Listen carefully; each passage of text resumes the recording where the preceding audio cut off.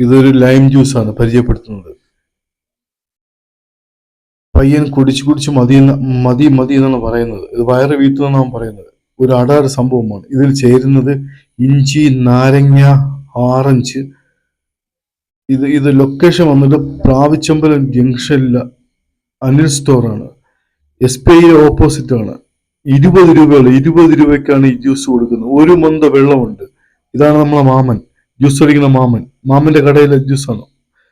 മാമനെ പരിചയപ്പെടാം. ഇതാണ് അനിൽ സ്റ്റോർ.